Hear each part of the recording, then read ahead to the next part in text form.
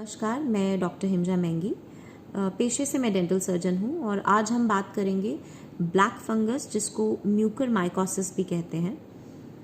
ये उन्हीं पेशेंट्स में देखा गया है जो ऑलरेडी कोरोना से संक्रमित होकर ठीक होकर घर आए हैं और कुछ दिनों बाद इसके लक्षण उनमें देखे गए हैं। ये उन पेशेंट्स में ज़्यादा होता है जिनकी प्रतिरोधक क्षमता, जिनके शरीर की बीमारियों से लड़ने की कम हो गई होती है, या जिनकी इम्यूनिटी जो है वो लो हो गई होती है। और कोविड पेशेंट्स की इम्यूनिटी लो रहती है, तो या जो बहुत लंबे समय तक कोविड के दौरान हॉस्पिटलाइज्ड रहे हैं, ऐसे लोगों की इम्यूनिटी लो होती है। या जिनमें कोई कोमॉर्बिडिटी, जैसे अनकंट्रोल्ड डायबिटिक जो पेशेंट्स रहते हैं, उनमें हमें स्टीरॉइड्स देने पड़ते हैं और उसके कारण भी इम्यूनिटी लो होती है और इस तरह की अपॉर्चुनिस्टिक इन्फेक्शंस होने का खतरा उनमें बढ़ जाता है। तो मैं बात करूंगी इसके लक्षण क्या हैं, क्योंकि अगर आपको लक्षण पता चल जाएंगे तो आप इमीडिएटली अपने डॉक्टर को कंसल्ट कर सकते हैं और इस डिज़ीज़ पर काबू पाया जा सकता है। जब कोविड से ठीक होकर कोई पेशेंट घर आता है और उसके कुछ ही दिनों बाद उसको अचानक से अगर जबड़े में दर्द उठे, बहुत ज़्यादा दर्द उठे, या उसको लगे कि उसके दांत ढीले पड़ रहे हैं, या जबड़े के आसपास सोजिश आ जाए, या फिर जबड़े का कलर या आँख के आसपास रंग जो है वो बदल जाए, या ब्लैकिश कलर डिस्कलरेशन आ जाए, या फिर उसको नेज़ल ब्लॉकेज यानी कि उसको साइनसाइटिस का प्रॉब्लम शुरू हो जाए, या फिर उसको सिवियर हेडेक, बहुत ज़्यादा हेडेक उसको हो रही है, या उसकी सांस अचानक से फूलने लग जाए, तो या फिर उसको जबड़ों के अंदर, दांत के अंदर से पस आना शुरू हो जाए, तो इमीडिएटली आप अपने डेंटिस्ट के पास जा सकते हैं, आप अपने ईएनटी सर्जन के पास जा सकते हैं, आप अपने आई सर्जन के पास जा सकते हैं, ताकि आपको टाइमली उसका ट्रीटमेंट मिले और आपका बचाव हो। क्योंकि ये बीमारी हमारे जबड़ों से,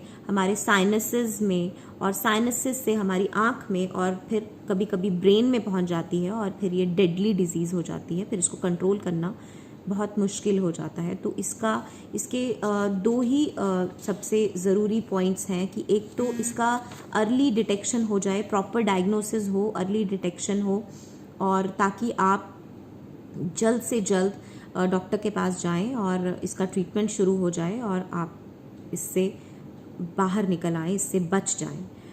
तो लेकिन अभी हमें कुछ चीज़ों का ध्यान जो है वो रखना होगा।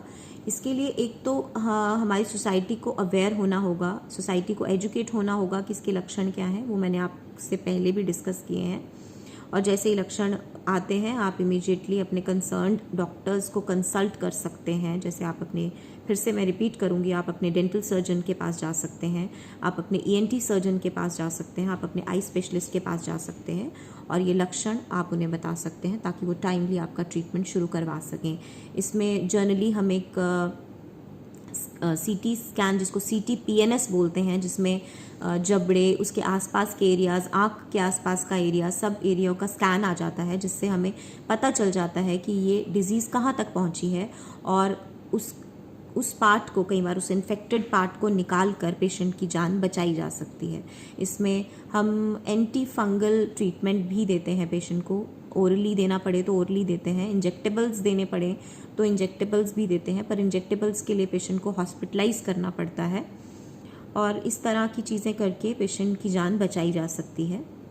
बट मैं बार बार कहूँगी कि टाइम इसमें एक बहुत इम्पॉर्टेंट चीज़ है कि टाइमली आपको डॉक्टर के पास पहुंचना है और लक्षण आपको पता होने चाहिए। और इसमें आप एक चीज़ कर सकते हैं, आप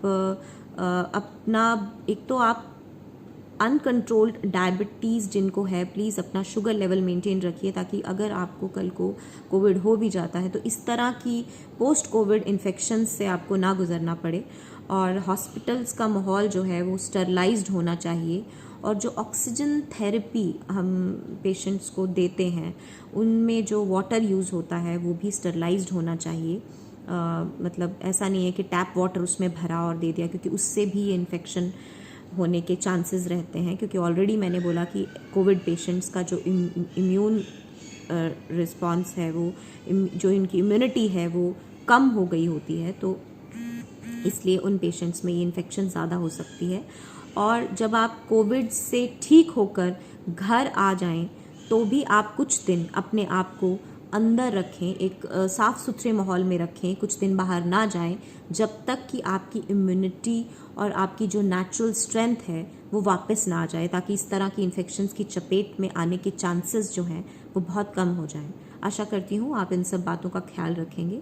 अपना ख्याल रखिए और सुरक्षित रहिए। जय हिंद, जय भारत।